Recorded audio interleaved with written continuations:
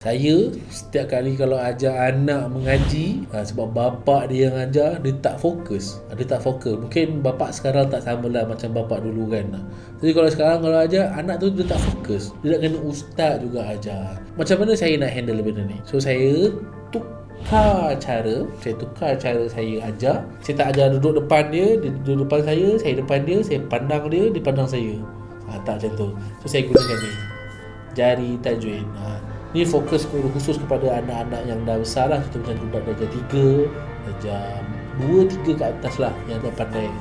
So saya nak ajar tajwid. So saya pakai kad jari tajwid ni. Dan kalau untuk lagi pengukuhan, saya pakai ni. Saya pakai buku latihan. Buku latihan ni pun kid friendly. Untuk conteng, ada ni, ada contoh. Sangat kid friendly lah. So saya ajar guna anak saya dua-dua ni, fokus dan seronok nak belajar. Hari-hari belajar pun tak ada masalah. Tak payah lama, saya pakai ni tak lama pun, dalam 15 minit dah habis dah. Jom di sini saya tunjukkan cara guna kad ni macam mana.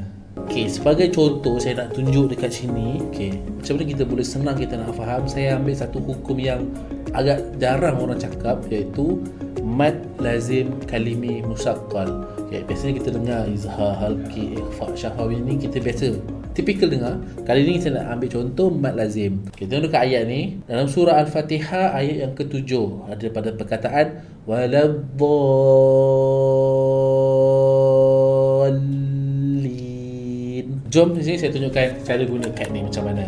Okay, jadi ini kita nak tengok pada kad jari tajwid pula. Okay, macam mana kita nak tahu tadi tu hukum mad lazim kalimi tu? Okay, kat sini ada tulis mad lazim kalimi. Okay, kalau perhatikan dekat sini ada dua.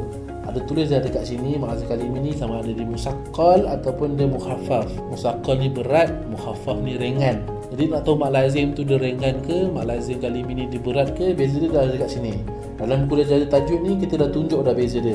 Beza dia adalah pada saddu dan tanda mati. Simbol je beza dia. Kalau huruf mad yang bertanda mad ni, tanda ombak ni berjumpa dengan saddu, dia jadi musaqqal. Macam tadi ayat yang saya tunjuk tadi tu, waladdallin, itu adalah mad lazim kalimi musaqqal. Tapi kalau dia jadi ringan, dia akan ada tanda mati sebelah dia. Contoh kita tengok dekat kad jari tajwid ni, contoh dia dekat sini, al-ana, maksud dia dekat sini ada huruf mad yang bertanda ombak, selepas dia ada tanda mati. Itu dalam nama dia mad lazim kalimi mukhaffaf.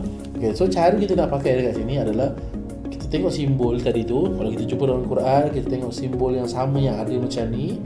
Itu tu pasal perkataan dolin tadi tu.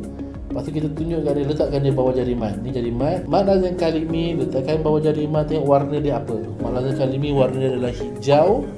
Jadi warna hijau dekat sini adalah 6 harakat. Jadi kita baca 6 harakat macam saya sebut tadi. Jadi kepada siapa yang nak improve bacaan, nak belajar pasal tajwid dengan cara yang lebih senang, boleh dapatkan sekarang. Kita ada kad jari tajwid. Yang ini adalah kad jari tajwid eksklusif, sesuai untuk orang dewasa, remaja. Kalau yang siapa ada anak yang sekolah kan, waktu sekolah pun kita dah belajar, ni pakai kad jari tajwid junior, sesuai untuk ini juga, untuk anak-anak dan untuk mak ayah.